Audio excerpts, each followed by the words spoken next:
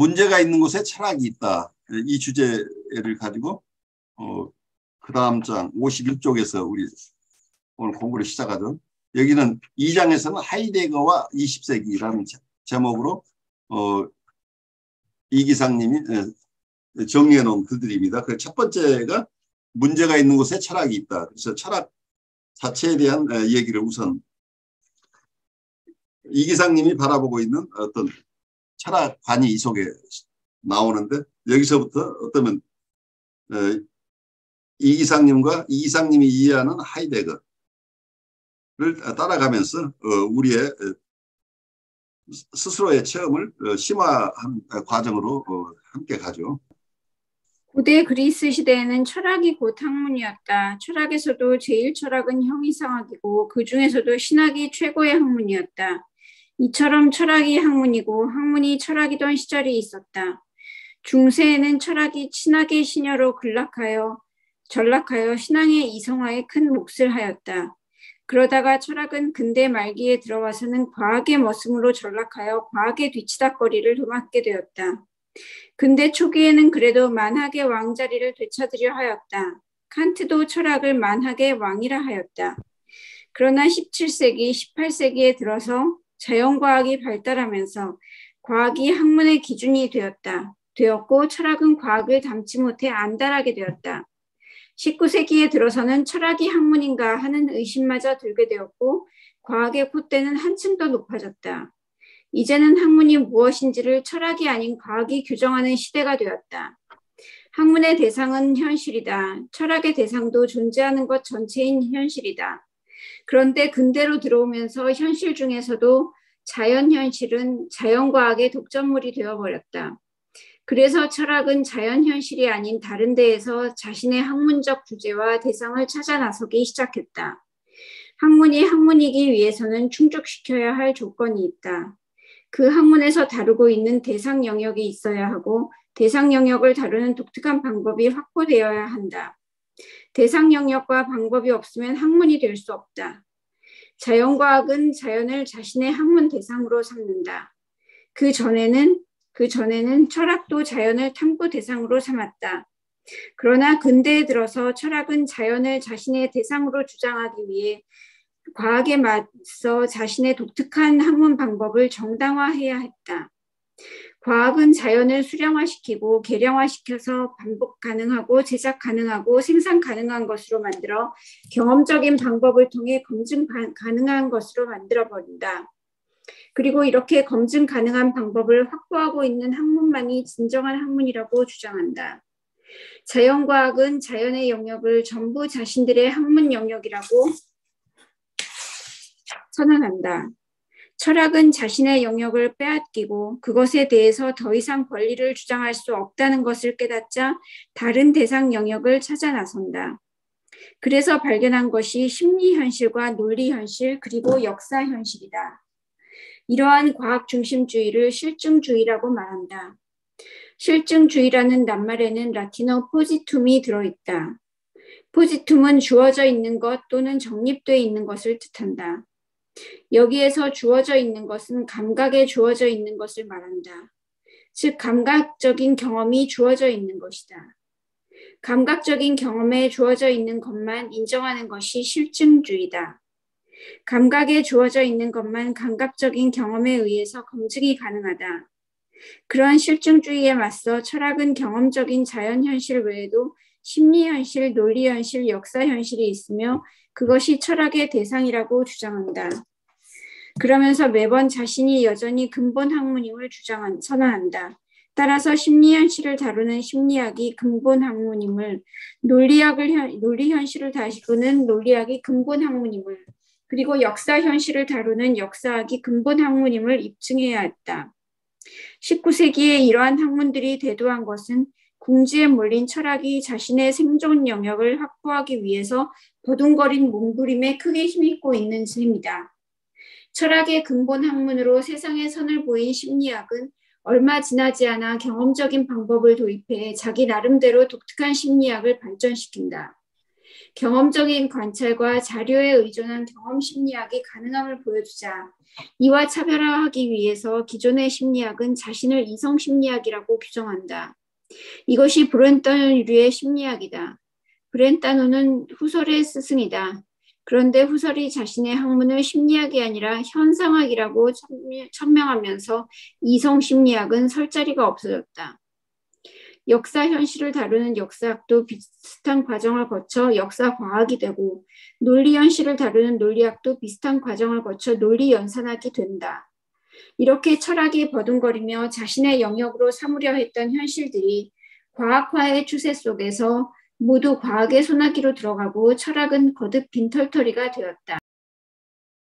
철학이 원래 모든 학문의 중심이었던 것에서 점차 과학에게 그 자리를 내주고 있기 때문에 철학으로부터 과학도 나오고 신학도 나왔다고 처음 우리가 볼 수가 있는데, 이 철학의 큰 범주 속에서 학문 전체가 철학이 있던 시절로부터 어느 순간에 자연 세계를 중심으로 하는 이런 과학이 학문의 전형으로 이해되면서 학문은 과학이다라는, 그리고 과학적인 검증을 거치지 않은 것, 과학의 방법에 의해서 검증되지 않은 학문은 학문이 아니다, 이제 이렇게 바뀌어버리는 거죠. 철학적인 어프로치가 과학적인 방법론에 따라가지 않으면 마치 그건 학문이 아닌 것처럼 이렇게 받아들여지는 상황이 된 거죠. 그래서 모든 세계를 이해하는 학문으로서의 철학의 위치가 점차 축소되면서 자연과 영역은 그냥 과학이 전담한다고 처음에는 이렇게 우선 항복하는 상황이 일어났는데, 그렇지만 과학이 담당하는 자연현실 이외에도 그 당시에는 심리, 논리, 역사 현실이 있다고 보고, 과학이 발달해 나가면서 철학은 그래도 자기의 연구 분야, 독립된 연구 분야를 가지고 있다고 보는, 과학이 다루지 못하고 있는 연구 영역이 있다고 보고, 그 연구 영역을 심리 현실, 논리 현실, 역사 현실로 봤다는 얘기죠. 그런데 여기서 또 문제가 발생한 게, 그래서 심리 현실이나 논리 현실, 역사 현실을 다루는 이러한 학문, 이러한 철학적인 사유가 나중에 그러한 영역의 철학자들이, 그런 영역을 공부하는 분들이 과학적인 방법을 도입을 하면서 이러한 연구 분야마저도 과학에 의해서 점령당하는 이런 상황이 일어난 거죠. 그러니까 어쩌면 과학에 의한 학문의 식민지화가 진전됐다고 볼 수 있는 거죠.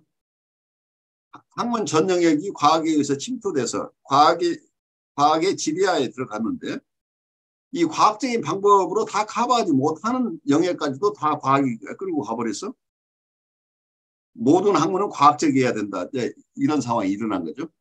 그래서 여기서 어쩌면 연구 대상으로 본다고 한다면 철학은 마치 아무것도 독립적으로 과학적인 방법이 아니고 철학적인 사유를 통해서 독자적으로 연구할 만한 분야가 없는 것처럼 이렇게 이런 상황, 이런 처지에 놓이게 됐다 볼 수 있는 거죠. 그런데 여기서 이 전체적인 이기상 선생님의 관찰에 보태서 제가 정신분석가로서 이렇게 보면은, 심리학이 처음에는 철학의 한 분야로 봤는데 이 철학적이 심리 철학이라고 볼 수 있었겠죠. 이 심리 철학이 점점 경험적인 방법을 도입해서 자연과학적인 심리학으로 이게 변모했다는 얘기죠. 그래서 경험적인 관찰과 자료에 의존한 이 경험 심리학이 발달하면서 여러분들에게 익숙한 인지 행동 심리학이 이런 추세 속에서 여러분들 이해가 되죠. 과학적인 방법론으로서 심리 현상을 다루는 이런 발달이 이루어졌는데, 그래도 또 이때 철학 쪽에서 애를 썼던 게 경험이 아닌 이성에 의해서 이성을 중심으로 심리학을 이해하려고 했던 노력이 있었다는 얘기죠.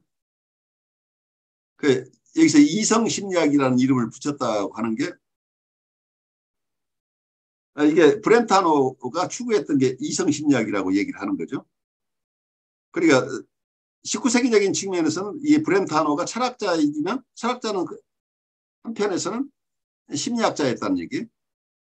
심리학자인데 이때 브렌타노가 추구했던 심리학은 여기서 얘기하는 이성 심리학이었다는 얘기. 이성 심리학이라고 하는 게 자연과학적인 방법에 의한 심리 탐구가 아닌 다른 쪽을 얘기하고 있는 거죠. 그래서 이미 19세기에 심리학이 둘로 나뉘었다고 볼 수 있는 거죠. 이성 중심의 심리학이 어떤 경험 중심의 경험적인 관찰과 자료에 의존하는 경험 심리학과 이성 심리학이 분류되는데 이 이성 심리학을 추구했던 게 브렌타노예요. 그런데 이게 참 어려운 게 뭐냐면 이런 이성을 중심으로 하는 심리학이지만 이 심리학 명칭을 사이언티픽 사이콜로지라고 붙였어요. 그만큼 과학의 위세가 컸던 거죠. 과학적이라는 이름을 붙이지 않고는 학문이라고 인정이 안 되는 상황이 되니까 사이언티픽 사이콜로지인데 구체적으로 보면 경험적인 방법에 의한 심리학은 이미 자연과학적인 심리학으로 떨어져 나가고 경험 심리학이라고 볼 수 있는 거고 거기에 포섭될 수 없는 영역을 이성 심리학이라고 봤다는 얘기예요. 이게 브렌타노가 추구했던 거예요. 그런데 이 브렌타노가 정말 심리학 분야에서 철학이 그 기능을 하도록 애써 왔는데 그 제자인 후설이 브렌타노의 이론을 가지고 와서 자기 나름대로 발달을 시키면서 여기서 쓴 브렌타노는 이걸 심리학의 하나의 영역으로 봤는데 그것을 현상학이라는 이름을 붙였다는 거예요. 그리고 후설의 현상학이라고 하는 게 브렌타노의 이성 심리학이라고 하는 거죠. 그러니까 심리학이 결국은 후설을 통해서 하이데거에 영향을 미쳤다는 거예요. 브렌타노의 이성 심리학이 후설을 통하면서 후설은 이것을 이성 심리학을 이성 심리학이라고 부르지 않고 현상학이라는 새로운 이름을 붙였고 그 현상학을 공부한 하이데거는 또 여기서 실존주의적인 자기의 독특함을 부과해서 이 전통을 이어가고 있는 거죠. 그럼 그 속에는 심리학적인 부분들이 포섭되어 있을 것이라고 볼 수 있겠죠.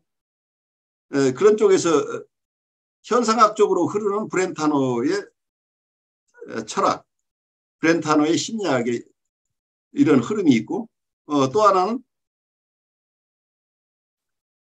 프로이드도 이 후설과 마찬가지로 브렌타노의 제자였다는 거예요. 그러니까 프로이드가 자연과학적인 공부를 다 자연과학 중심으로 의사가 되기 위해서 의사로서의 공부를 했지만 이 사람이 특별히 관심 가지고 인문학을 공부한 것 중에 하나가 철학이었다는 얘기예요. 그 철학을 그때 가르쳤던 교수님이 브렌타노였다는 얘기예요. 그래서 어쩌면 브렌타노가 가지고 있던 이론이 사이언티픽 사이콜로지라는 이름을 가졌는데 프로이드가 정신분석학을 세우면서 시도했던 게 프로젝트라는 어떤 논문을 썼는데 프로젝트는 이런 과학적인 심리학을 추구했던 흔적이에요. 그런데 프로이드는 브렌타노로부터 받은 영향들을 구체적으로 이렇게 자기가 드러내지 않고 있지만 프로이드의 사고 속에 브렌타노의 철학이나 심리학의 영향이 있다고 한다면 이 부분에서 우리가 현상학이나 실존주의 철학으로 발달한 이러한 철학적인 흐름과 정신분석학으로 발달한 부분들이 서로 공유하고 있는 요소들이 많이 있을 것이다고 보여요.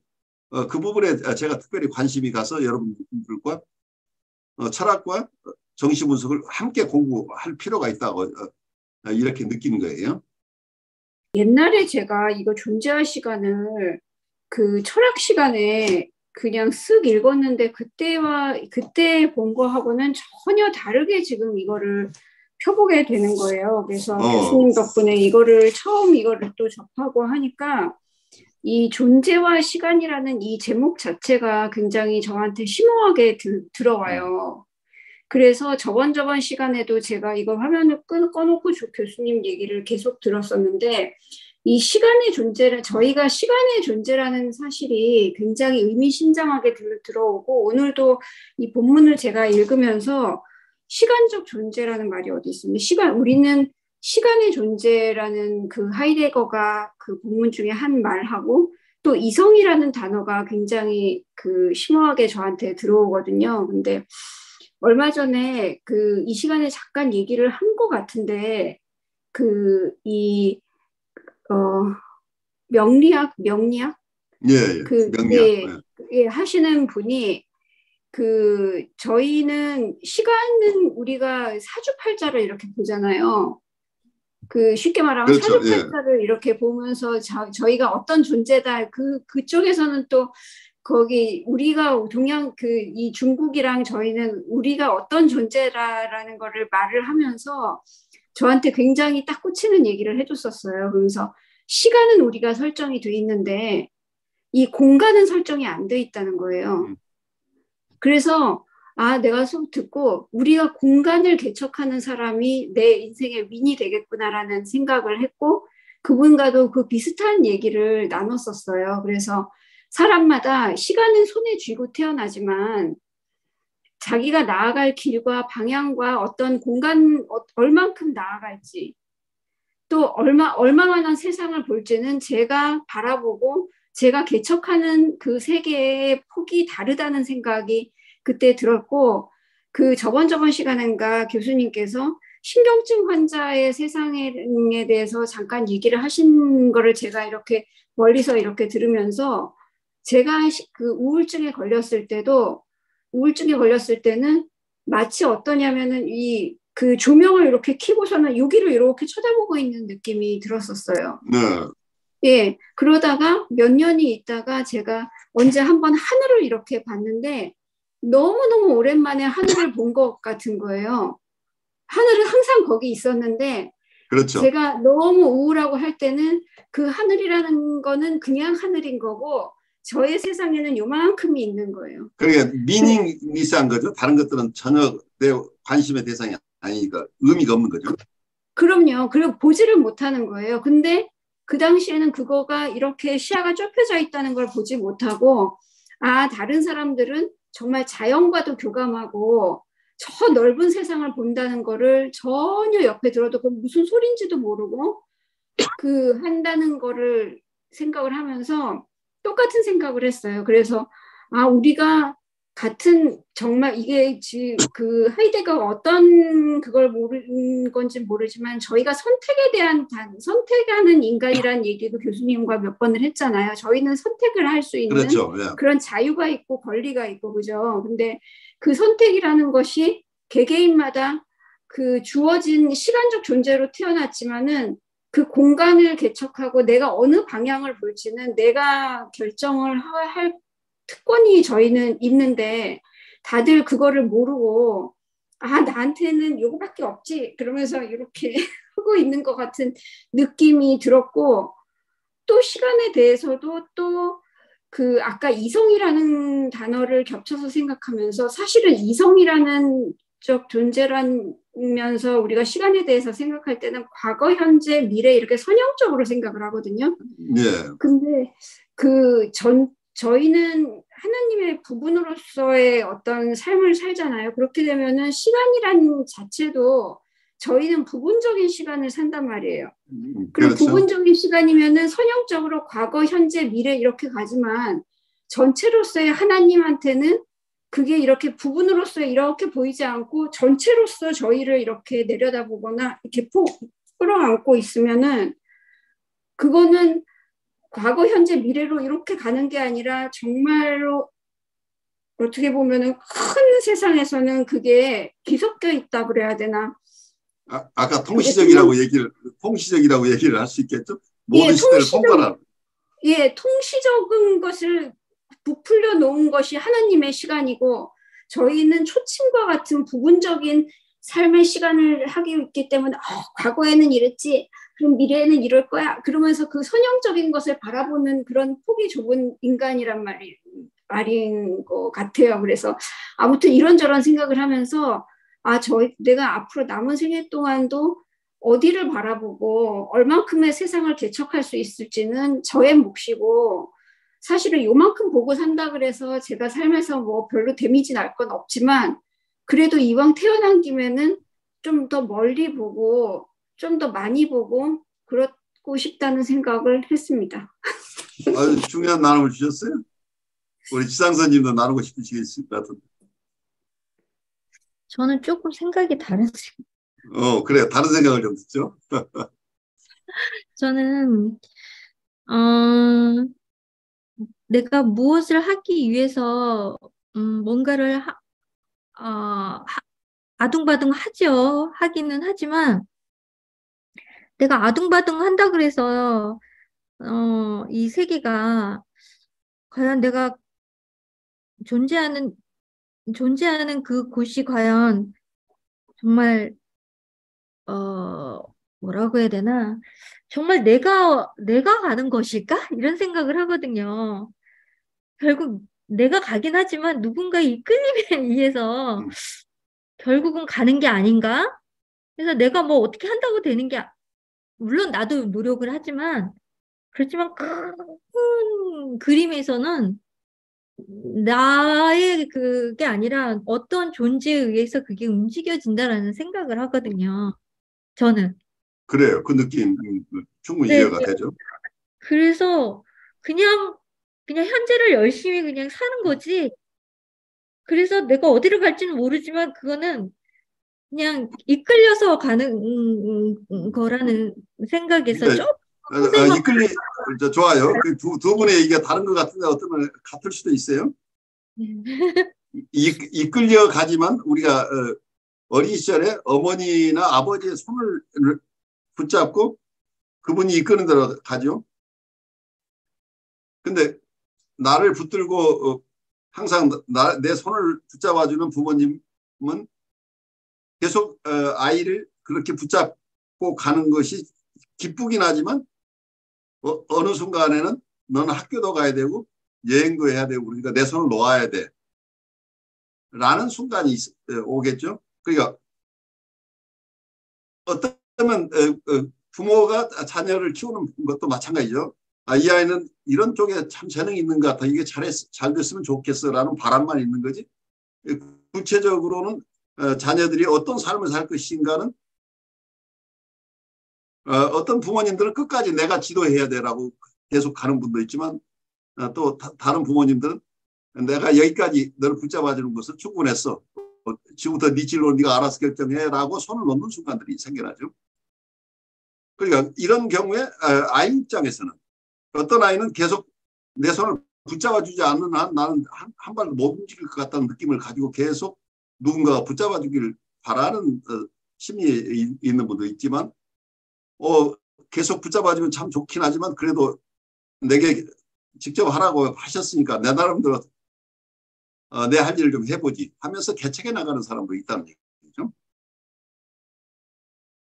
그래서 어쩌면 하이데거가 얘기한 거가 우리 인생에 대한 전반적인 해답을 준 것은 전혀 아니라고 봐요. 왜냐하면 하이데거 얘기 속에 우리는 P2적인 존재다 뭐 이런 식으로 어려운 말을 쓰던데 우리는 이 세상에 던져진 존재다는 얘기죠. 세상에 던져졌다는 얘기는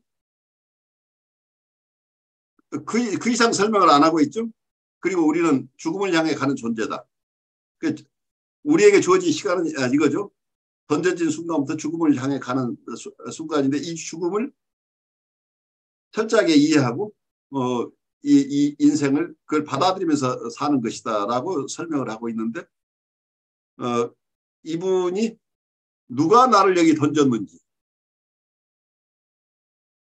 던져졌다고 한다면 던진 주체가 있을 것 같은데 그 주체에 대한 얘기는 나를 던져준 내 입장에서는 객체죠. 나를 던져준 어떤 존재에 대한 얘기를 안 하고 있어요. 그리고 우리가 죽음을 향해 가는데 그래서 죽은 후에 얘기를 안 하고 있죠. 그렇다고 그래서 죽기 이전에는 아무것도 없었다고 단언하는 것도 아니고 우리가 죽은 후에 아무것도 아니라고 얘기를 하는 것도 아니에요. 거기에 대해서는 얘기를 안 하고 있는 거죠. 어떤 공자의 말씀하고 비슷하죠. 공자가 사후의 세계를 물어볼 때 이 세상에 사는 것에 대한 얘기를 자기는 하고 있지 죽은 후에까지 얘기를 안 하셨던 거라고 마찬가지죠. 그 부분은 다루고 있지 않은 것이죠. 다루고 있지 않은 것이니까 이 공백의 부분은 여러분이 각자 채워야 될 부분이잖아요. 그러니까 이 세상에서 실질적으로 사는 것도 중요하지만 내가 이 세상에 태어난 것에 대한 이해 그리고 내가 이 세상을 떠난 이후의 세계에 대한 것은 온전히 여러분의 몫이라고 저는 생각이 돼요. 그렇기 때문에 하이데거를 이해하지만 우리가 각자 달리 이해할 수밖에 없는 거죠. 그래서 실존주의를 이해하는데도 무신론적 실존주의와 유신론적 실존주의가 크게 이렇게 구별되는 이유가 이제 이런 것들이죠. 여기에 대해서는 누구도 명확하게 여러분이 답을 줄 수 없다는 얘기예요. 답을 줄 수 없음을 우리가 받아들이고 거기에 대한 대답은 우리 각자가 할 몫이다. 이렇게 이해하면 어떨까 하는 생각을 해봐요. 재미없다라는 거에 대해서 좀 맞는 말씀인데 하지만 또 답을 무언가를 계속 찾으려고 하고 또 무언가 개념적으로나 아니면 이제 현실적으로나 무언가 잡으려고 하고 잡아야만이 안정이 된다고 생각을 하고 이 말뜻에 그 피투된 존재, 그러니까 던져진 존재라는 말이 사실 던져졌다라는 표현도 되지만 형조되었다라고 말해도 되는데 던져졌다는 말 속에서 그 어떤 좀 제가 하이데거를 평하면 이상하긴 하지만 본인도 스스로 세상에 괜히 나왔다 정말 후회된다 이 생각이 참 강하게 작동하지 않았나 이런 생각을 한번 잠깐. 그러니까 그 피투되었다는 표현 자체가 어떤 면에서 마치 불만이 있는 것처럼 느껴지는 사람도 있겠죠.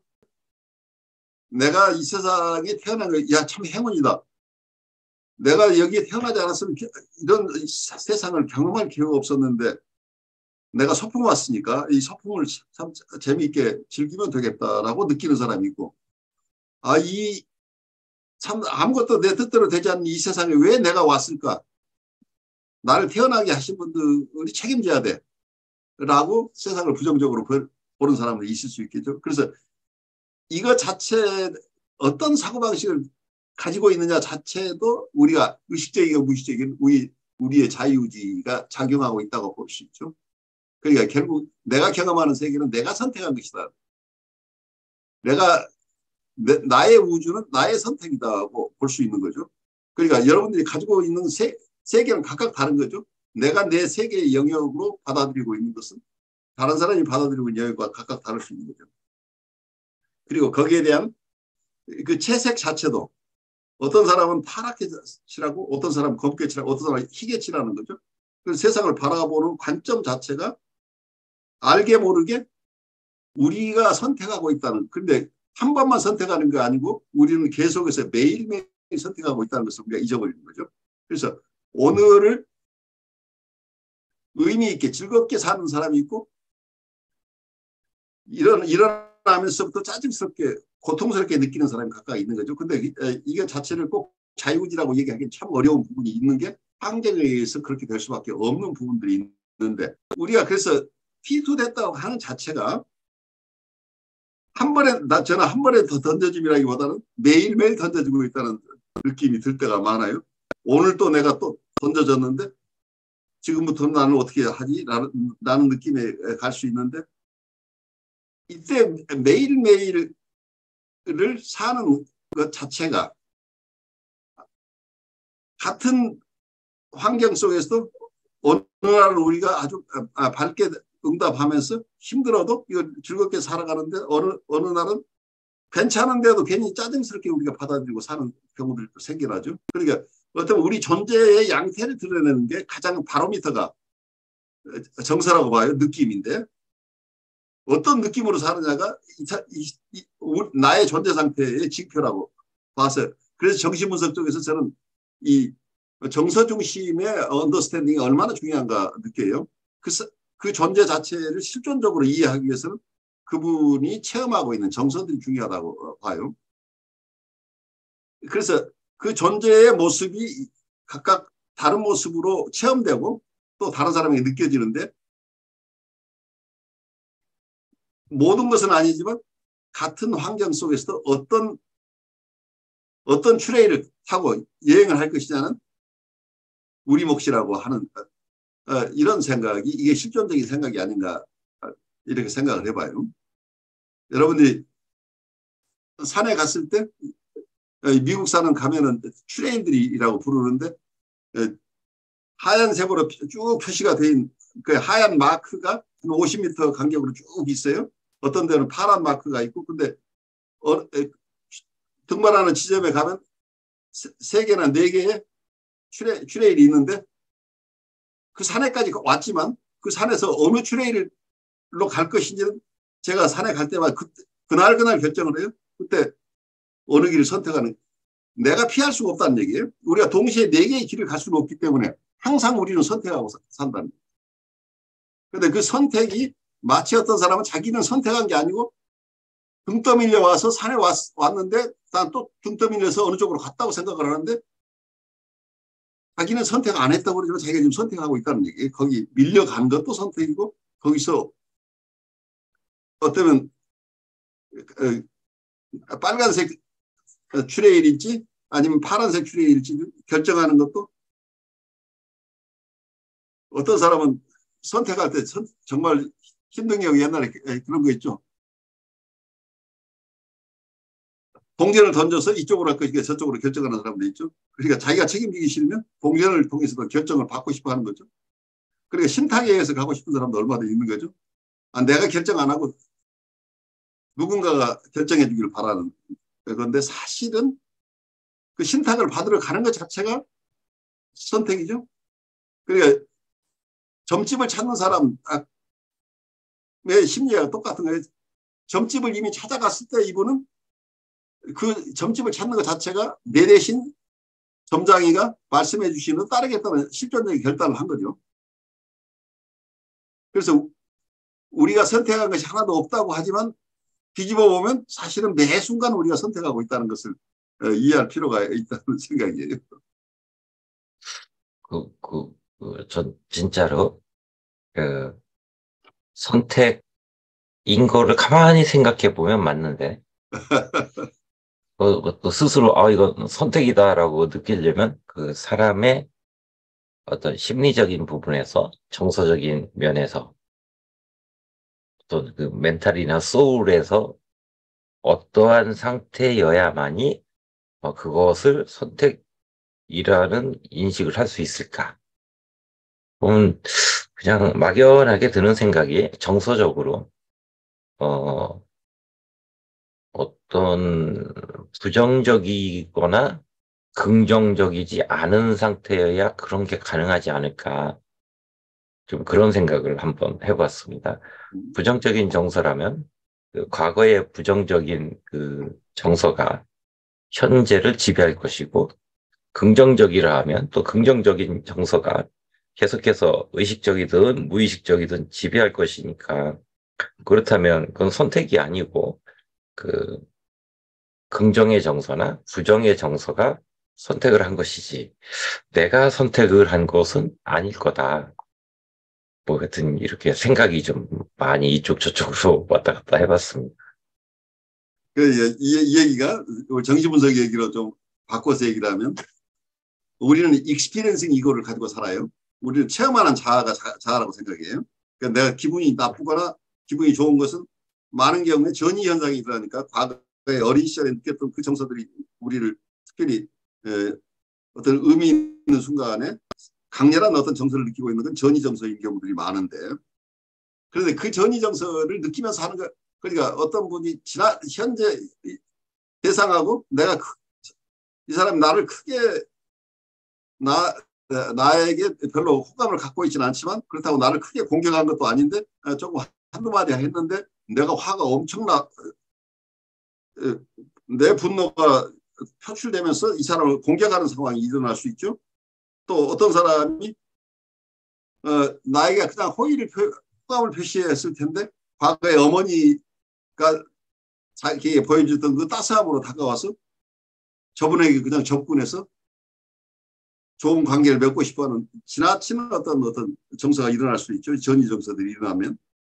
그런데 우리가 정신분석과 훈련 과정에서 중요하게 생각하는 것은 익스페리언싱 이고하고 다르게 우리가 observing 이고가 있어야 된다. observing 이고가 우리가 관찰하는 자아와 경험하는 자아 최소한 두 개를 가지고 있어야 된다. 우리가 그러니까 말하자면 여기 실존적인 삶을 산다고 한다는 얘기는 정신분석적으로 얘기를 하면 observing 이고를 가지고 산다는 얘기.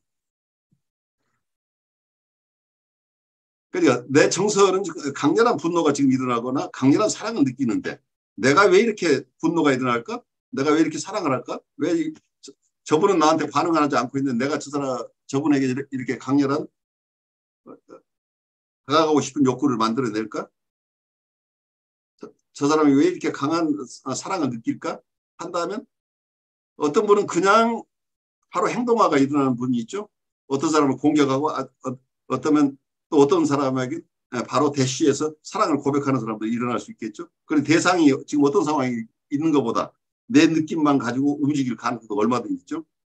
그런데 이때 조금 성숙한 사람은 내가 지금 분노가 치밀는데 내가 분노하는 자기를 바라볼 수 있는 관찰자가 있어야 돼요. 관찰자가 있는 분은 화가 나지만 지나친 행동을 하지 않도록 행동화가 일어나도록 미니마이즈 할 수 있는 힘이 있다는 거예요.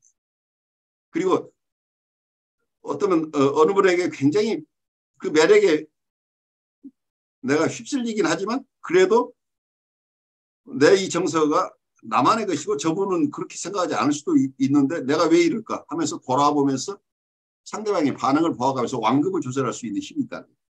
그래서 이 관찰하는 자가 없다고 한다면 우리가 실존적인 삶이 불가능하다고 봐요. 정신분석적으로 보면.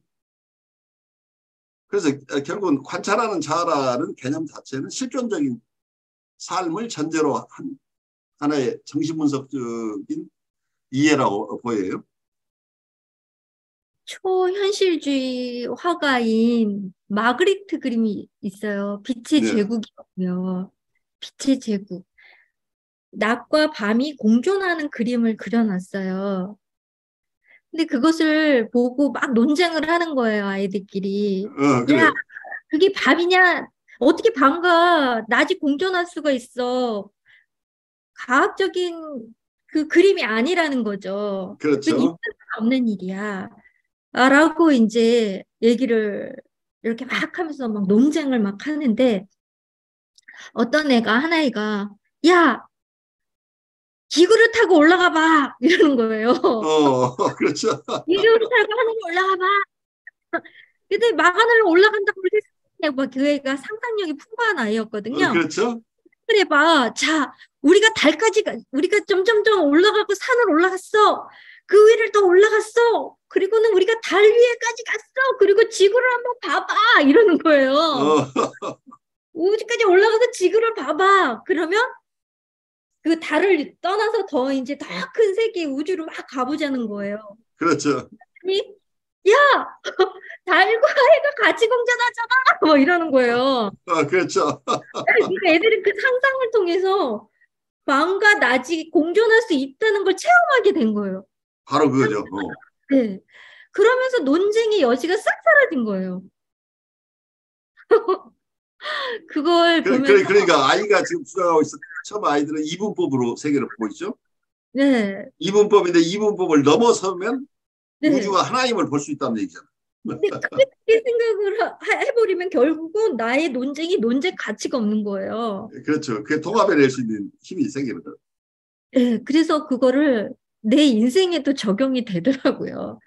저도 저의 그 어떤 제 부분만 생각하고 막 이렇게 생각을 막 하면서 거기서 벗어나지 막 못했는데 그것이 좀 크게 넓게 막 이렇게 크게 생각하면 그게 아무것도 아니라는 것이 세상에 이렇게 삶에서 그게 적용이 되더라고요. 이게 엉뚱한 그렇죠.